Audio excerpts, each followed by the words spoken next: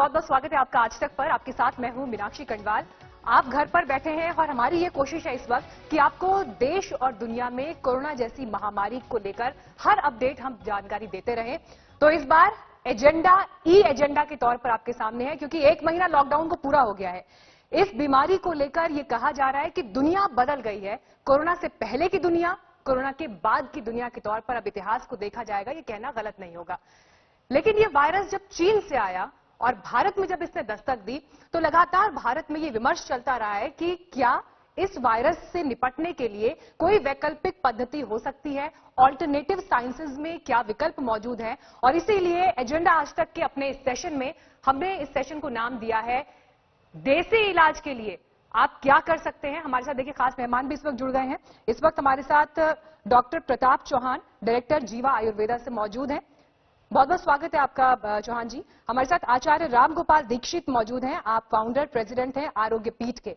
Sir आपका भी बहुत स्वागत है। डॉक्टर मुकेश बत्रा हमारे साथ मौजूद हैं, आप फाउंडर हैं doctor Batra group of companies के। सबसे पहले डॉक्टर प्रताप चौहान, मैं आपके साथ शुरुआत करना चाहूंगी। एक ऐसा समय है देखिए जब लोग घरों में बैठे हैं, डॉक्टर के पास जाने का भी इंतजार करना होगा अगर कोई परेशानी है। 1 महीना लॉकडाउन को पूरा हो गया है और ये अपने आप में एक ऐसी लड़ाई है जब हम सबको ये समझना होगा कि ये लड़ाई इंडिविजुअल स्तर पर भी लड़नी है। तो ऐसे में हमारे घर से लेकर हमारे किचन यानी हमारे एक्सेस में ऐसी कौन सी वो चीजें हैं आयुर्वेद से जुड़ी हुई जो वाकई रोग प्रतिरोधक क्षमता को बढ़ाने के लिए या इस इलाज में एक उम्मीद देती हैं। देखिए, बहुत अच्छा जो है आपने प्रश्न पूछा है। और सबसे पहले तो मैं ये बता दूं लोगों को कि आयुर्वेद में जो है न केवल ये घरेलू नुस्खे तो जो आप पूछ रहे हो तो हम बताएंगे, लेकिन आयुर्वेद में बहुत सारी जड़ी बूटियां, बहुत सारी औषधियां। आयुर्वेद के अंदर अगर हम देखें तो जनपदोध्वंस नाम का एक चैप्टर लिखा है जिसमें पूरा एपिडेमिक्स पेंडेमिक्स के बारे में जिक्र किया गया है कि अगर एपिडेमिक आती है, पेंडेमिक आती है तो क्यों आती है, क्या कारण है उसका, और किस प्रकार से उसको हमें जो है कैसे उसकी चिकित्सा हमें करनी चाहिए उस समय लोगों की।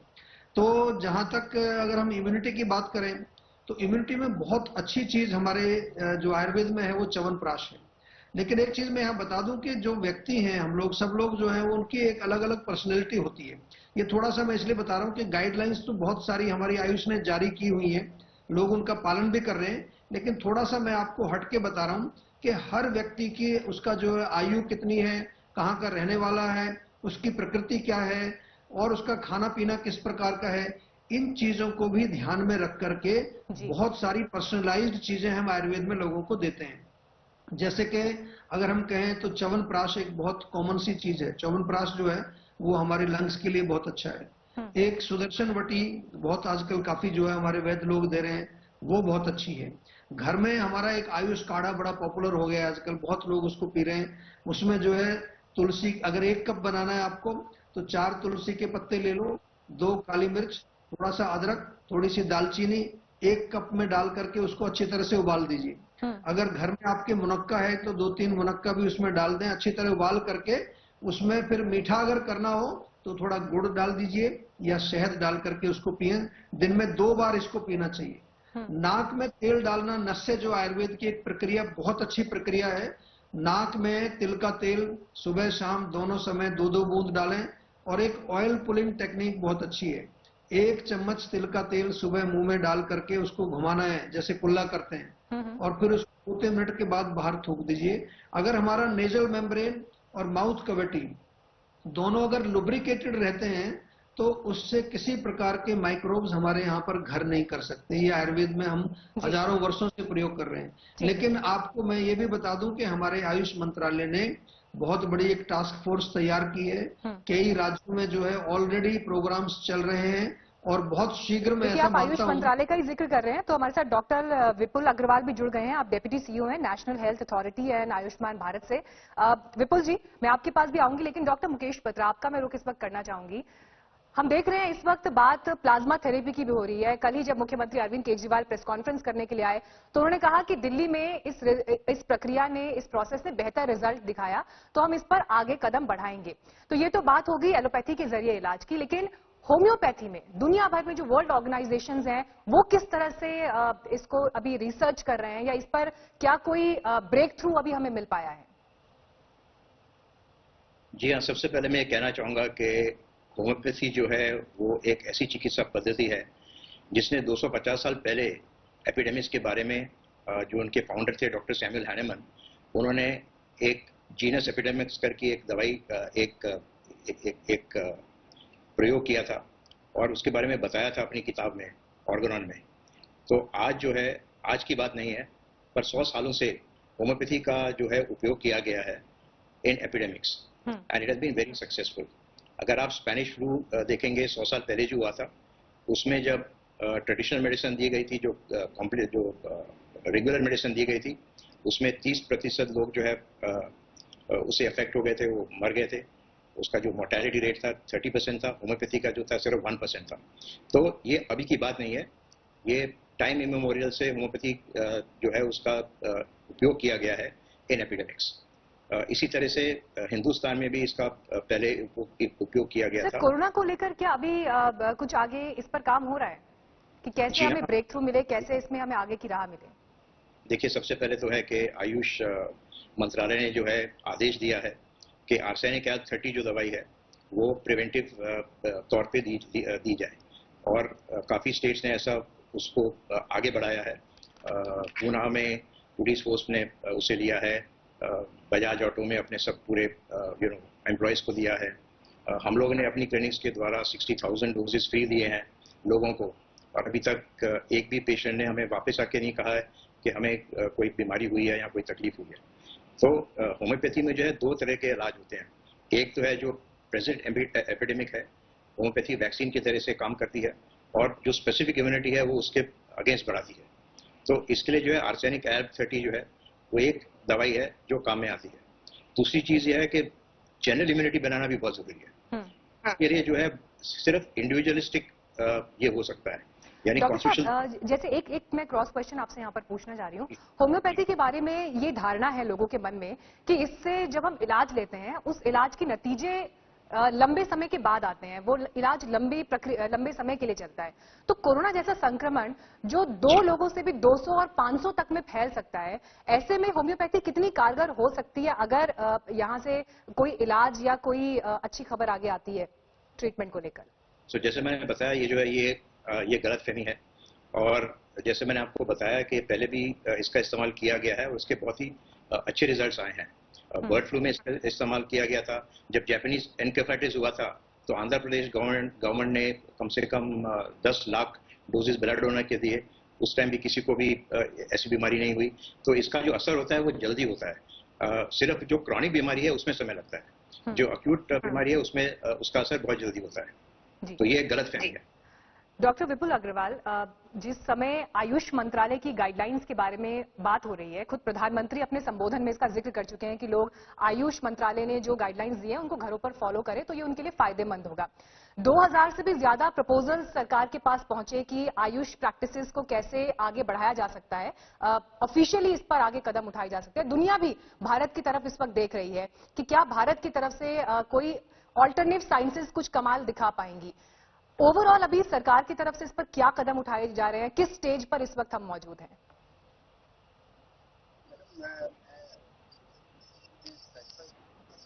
ये जो आयुष्मान भारत प्रधानमंत्री जन आरोग्य योजना है, ये आयुष मंत्रालय के द्वारा नहीं, ये ministry of health and family welfare के द्वारा लागू की गई स्कीम है, और ये 2018 में health for all and universal health care के सिद्धांत को ध्यान में रखते हुए लागू की गई थी। और इसके तहत हम लोग करीब 50 करोड़ जो भारत के 40% जो bottom caste and economic census based जो ग्रुप है उसको हम केटर कर रहे हैं। और ये विश्व की सबसे बड़ी government funded health assurance scheme है। तो जहाँ तक इंडियन सिस्टम ऑफ मेडिसिन की बात है, ये आयुष मंत्रालय के द्वारा इसके तहत योजनाएं कोविड को नियंत्रण में रखने के लिए लागू की जा रही हैं। पर साथ के साथ हम लोगों ने ABPMJ आयुष्मान भारत प्रोजेक्ट भी कोविड की ट्रीटमेंट के लिए बहुत सख्त कदम उठाए हैं।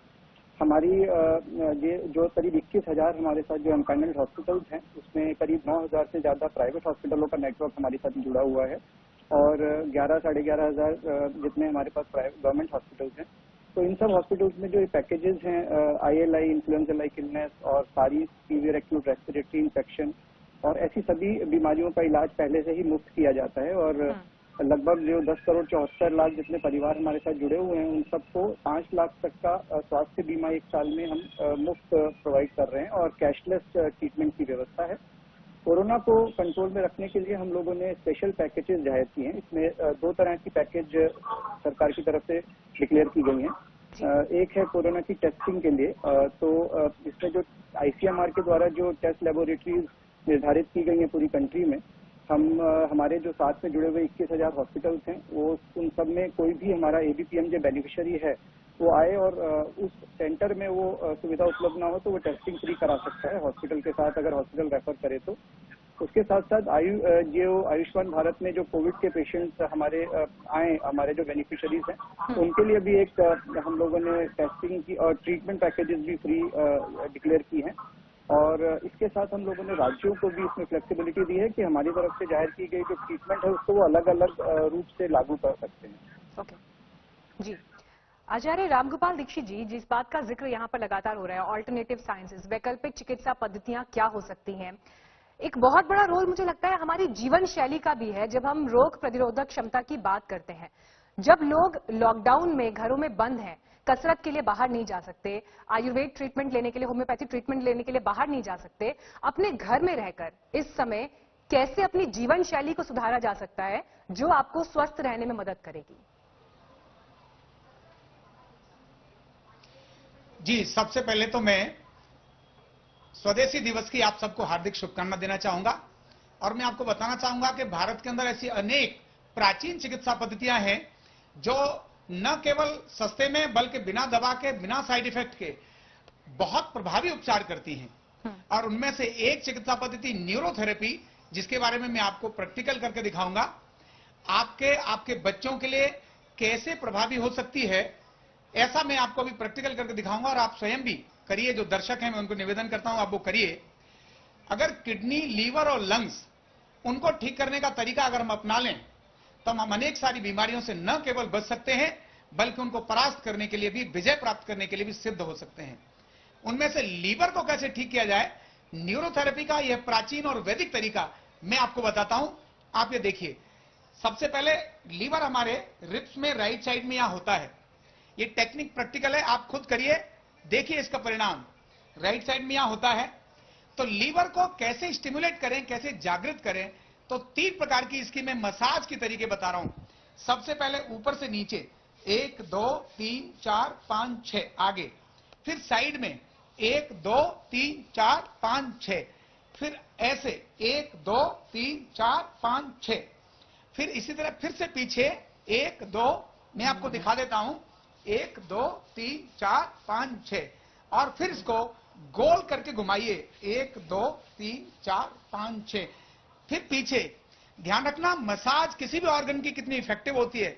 लीवर का फैट कम करती है, ये मोटापा ठीक करती है, डाइजेशन बढ़ाती है और इम्यूनिटी बढ़ाती है। इसी प्रकार लीवर को स्टिमुलेट करने का दूसरा न्यूरोथेरेपी का तरीका है, वो आप ध्यान रखिए। बाईं टांग और बायां हाथ क्रमबद्ध तरीके से हम यहां से यहां तक 3 5 कितनी बार भी प्रेशर अगर देते हैं 6-6 सेकंड का, तो लीवर एक्टिवेट होता है। देखिए कैसे, ये मैंने इस पर ये हाथ को यहां रखा और इस पर इसका प्रेशर इस वाले हाथ का डाला, ये हाथ लूज है, यहां ऐसे दबाया 6 सेकंड के लिए, फिर इसको मध्य में रखा, इसको भी मध्य में रखा, प्रेशर किया। अपने आप ही करना है, किसी को कराने की जरूरत नहीं है।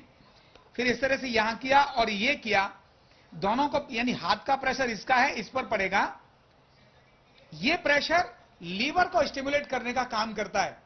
लीवर स्टिमुलेट होगा तो लीवर, क्योंकि वो ताकत रखता है, बाहर के वायरस को मारने की ताकत भी रखता है, शरीर की इम्यूनिटी बढ़ाता है, शरीर का सबसे बड़ा महत्वपूर्ण ऑर्गन है। तीसरा तरीका है लीवर को एक्टिवेट करने का। ऐसी कोई भी चीज ले लीजिए, आप सुबह नहाते हैं दिन में, ये मैं कहता हूं बच्चों को भी करने की आदत डालो।